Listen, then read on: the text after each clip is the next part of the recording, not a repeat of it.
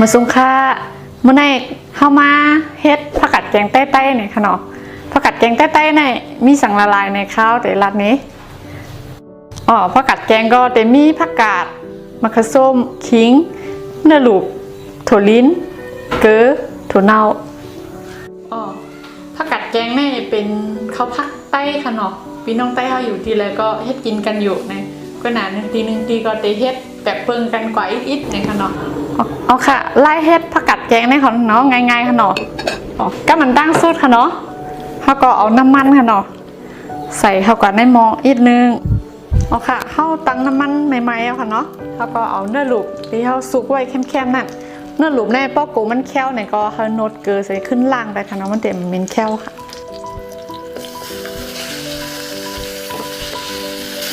ใส่เนื้อน้ำอินก็อาจจะสามารถก็จะหวานมากค่ะเนาะ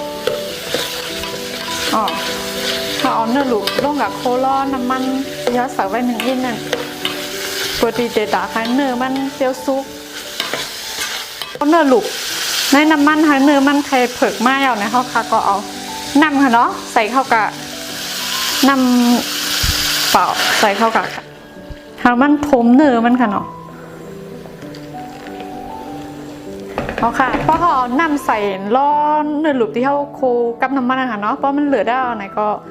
เขาปิดพ้างค่ะพ้างให้เอาถั่วลิ้นค่ะเนาะถั่วลิ้นนี่ก็ตำพองๆก็มีโคก็ปั่นเอาอะไรค่ะเนาะปั่นให้เลยพอง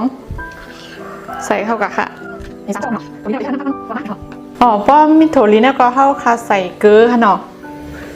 ซุปไก่ก้อนค่ะเนาะค่ะเต็มเจ้าพองหวานค่ะถ้าเอาซุปไก่ก้อนในกอเต้ท้ายนำพักมันเจมมาหน่อยค่ะเนาะ1 ก้อนค่ะเนาะพอเขาเทหม้อใหญ่ก็ใส่2 ก้อนก็ไล่ก็ที่ลืมอ่ำไรเนี่ยเป็น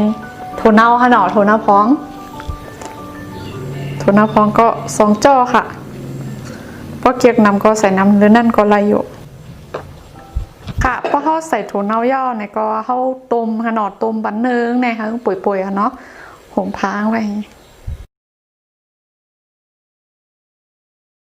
ค่ะพอสั่งวันเนื้อมันป่วยย่าเนี่ยก็เขาเตะจิ้มตัวค่ะเนาะว่าคือมันจ่องแม่นเลยค่ะจิ้มพักในค่ะค่ะเตะใจจ่ออ่อนตักใส่จ่ออ่อนจิ้มเอาเนี่ยค่ะเนาะคงเป็นดีแองเข้านี่พอเกลือผงหวานนั่นแม่เน่าเนี่ยก็เขาไปใส่ตัวพักเนาะค่ะเนาะตัวพักนี่คือผักกาดค่ะผักกาดนี่ก็เข้าซุปแคบๆค่ะเนาะเฮ็ดไว้พักไว้เป็นป๊อดซอยเอาอะไรวิดเอาอะไรเนี่ยค่ะเนาะเขาก็เลือกเอาการในสารตั้งค่ะการก็เพราะว่าการในตินั่นปุ๋ยเขาจะเอาใส่ในหมอนตั้งค่ะเพราะเขาใส่ตัวผักกาดมันก็ห่มไว้กำก่อนนะหน่อยอย่าหุ้มข้นค่ะเนาะห่มไว้ก่อนเพราะเขาใส่ผักกาดกว่ากำนึงเนี่ยก็เขาก็เปิดพ้างค่ะเนาะเปิดพ้างเขาก็จะใส่มะเขือส้มค่ะเนาะเขาซอยไว้ค่ะเนาะมะเขือส้ม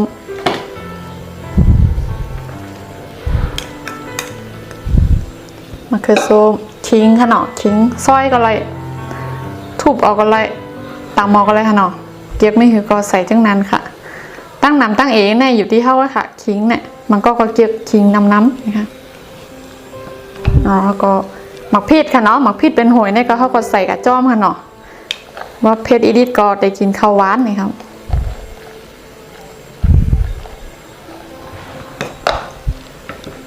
ค่ะ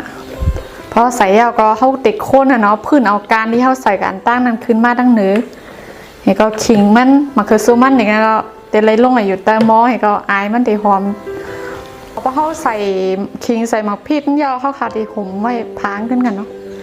พอคนยาวก็ตีห่มพางไว้กำหนึ่งให้ผักกาดมันป่วยลีอีกนึงนะคะค่ะพอเขาเอาจ่อนิดตัวเนาะเพราะผักกาดเขาป่วยเอาเนี่ยก็เขาปิกไผ่ค่ะ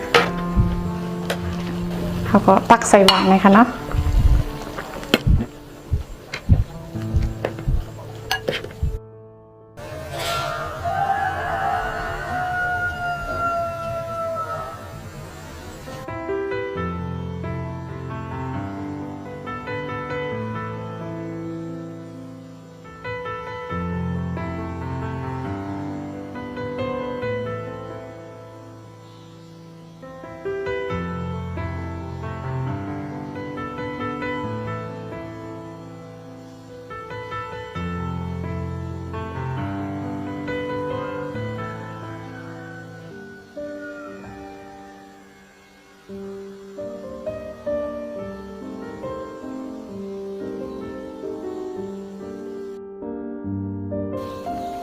เอาค่ะโถเน่า